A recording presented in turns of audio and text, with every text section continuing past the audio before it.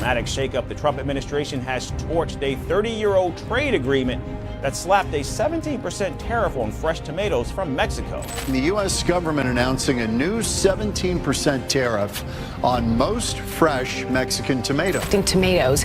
A new policy kicks in today, making way for a 21% price hike on tomato imports. The early hours once marked the busiest time at the border. Engines rumbling, trailers lined for inspection, and the air filled with the rhythm of commerce that carried small towns on its back. Today, the silence cuts deeper than any noise. Loaded trucks wait with nowhere to go, produce wilts in the sun, and farmers see years of work slipping through their hands. What began as a dispute on paper now bleeds into fields and communities, leaving livelihoods on edge. Canada has stepped aside. Mexico is seizing ground, and the struggle has turned into something far larger than trade. How long before the system gives way completely?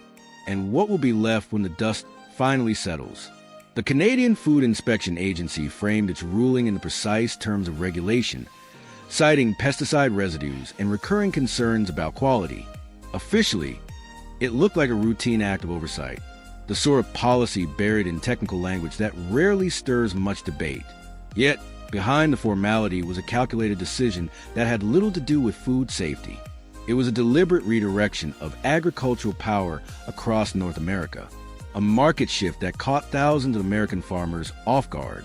Within 48 hours, border crossings that once carried the pulse of trade fell silent. Nearly 150 truckloads of California tomatoes sat idle at the Peace Bridge, denied entry into Canada. Another 89 shipments stalled the Ambassador Bridge, refrigeration units buzzing as their value withered with every passing hour. These were not abstract numbers on a government report. They reflected the annual flow of $340 million, revenue that supported 2,400 American farming families. That money was a foundation for mortgages, school funding, rural hospitals, and the fragile economies of small towns. With one ruling, the lifeline had been cut. The timing made the blow even more painful. Only weeks earlier, Canada had finalized agreements worth $180 million with greenhouse growers in British Columbia and Ontario. Domestic facilities, fast-tracked and fully funded, were built to replace nearly the exact volume of tomatoes once sourced from California. The message was unmistakable. American supply was no longer essential. Tom Richardson, a farmer outside Fresno who had spent more than 3 decades in the business, summed it up plainly. The problem was not the quality of the crop. The problem was that Canada had already secured an alternative. That single step marked the first domino in a larger retreat from American agriculture. As farmers in California tried to absorb the shock, another transformation was taking shape 2000 M south. Mexico, rather than watching the fallout, seized the opening to advance on the global stage. What unfolded was not an ordinary expansion. It was a $12 billion surge of investment orchestrated by European agribusiness giants looking for reliability, efficiency, and new partners they could depend on for decades to come. Sinaloa, Sonora, and Baja California became the front lines of that transformation. Of the billions invested, more than 7 went directly into advanced greenhouses and hydroponic operations that guaranteed steady production through every season, using nearly 40% less water than the traditional methods dominating U.S. farms. Another $3 billion strengthened the backbone of logistics, financing new ports, highways, and storage facilities designed for seamless international delivery. The rest flowed into education, training, and research, creating a skilled workforce and a culture of innovation that gave Mexico an advantage. American agriculture had been slowly losing. What stunned many was the speed. Agricultural revolutions usually take decades, but Mexico's new partners built on existing strengths and scaled them at an astonishing pace. Within 8 months, premium Mexican tomatoes were already appearing on European shelves at prices nearly a quarter lower than American exports. Maria Elena Vasquez, an economist at the University of Guadalajara, explained the significance with clarity. At the very moment U.S. agriculture was losing trust abroad, Mexico presented itself as a stable and cheaper supplier. European buyers, long frustrated by American delays, turned south without hesitation. That shift exposed the vulnerability of America's role in global food markets. The effects were not limited to export contracts or trade statistics. In California's farming towns, the fallout took a human toll. Watsonville became a stark example. The processing plant that once employed hundreds now sat dark. Trucking firms that built their business hauling produce across the border cut down to skeleton crews.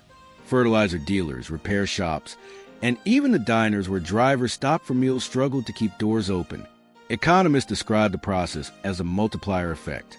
For every dollar lost at the farm gate, nearly two disappear across the community. Locals describe it more bluntly: ruin. In counties anchored by farming, unemployment surged more than 30%. Processing facilities operated at half capacity. Families who had lived on the land for generations began leaving in search of stability. The losses extended beyond economics. Schools in farming regions saw sharp declines in enrollment, forcing districts to shut programs and consolidate. In Delano, Superintendent Janet Morrison described the pain of watching long-standing families move away. Each departure meant fewer students, less funding, and shrinking resources. Hospitals followed the same path. Already under strain, rural medical centers reduced services as patient counts fell and unpaid bills piled up. Property values across California's farming belt dropped nearly 20% in half a year, pulling entire communities downward with them.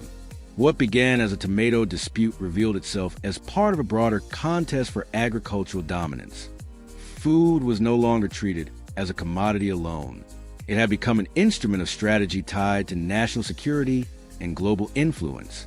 The European Union, scarred by its reliance on Russian energy, had learned the cost of depending too heavily on a single supplier. When Mexico offered a stable partner in agriculture, while American exports faltered, Europeans recognized more than a trade deal. They saw resilience and security. Analysts in Brussels put it plainly: America built its dominance on consistency and trust. Once those qualities were questioned, alternatives became appealing. Canada's rejection was about more than pesticide standards. It was a calculated decision to reduce exposure to an unreliable source. Mexico's rise was about more than filling a gap in tomatoes. It was about reshaping food supply chains that had stood unchanged for decades. The danger lies in what happens next. If a setback of this scale can happen in tomatoes, what will follow in wheat, soy, or corn? These are crops that feed not only the country but the world, and the vulnerabilities are now visible to everyone watching. Technology has widened the gap even further. Mexico's new facilities are not only larger, but smarter. Greenhouses are wired with sensors that track soil, light, and water in real time. Automated systems make adjustments on their own, while predictive models forecast market demand weeks ahead. Harvests are planned with a level of precision traditional farming cannot match. The efficiency gains are undeniable. American tomato growers require more than 3,000 gallons of water to produce a single ton of crop. Mexico's hydroponic systems do the same with under 2,000. Automation cuts labor costs nearly in half. Crops are shielded from the climate risk that can wipe out entire seasons in the United States. American universities once led this field, but years of underfunding and slow approval processes have stalled progress. In contrast, European firms and Chinese technology companies have brought their best systems directly into Mexico's fields.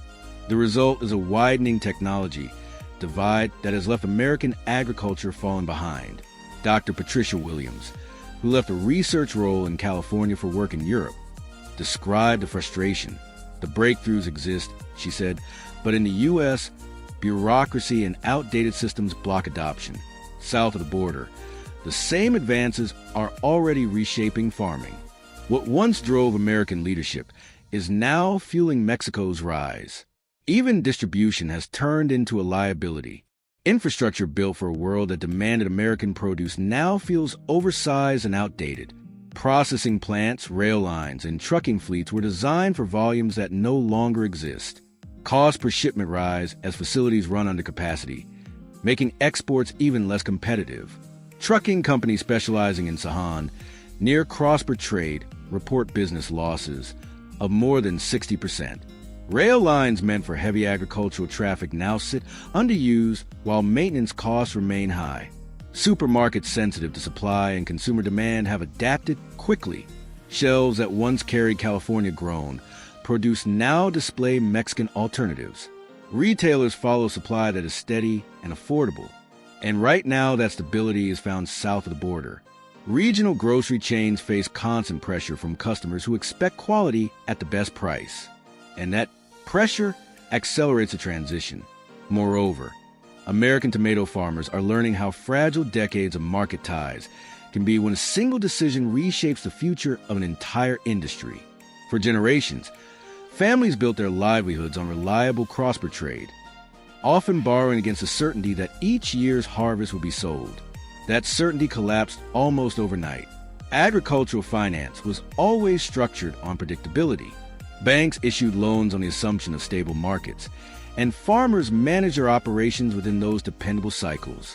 When Canada closed its doors to American tomatoes, those assumptions vanished. The Federal Reserve's Agricultural Lending Survey reveals how far the damage has gone.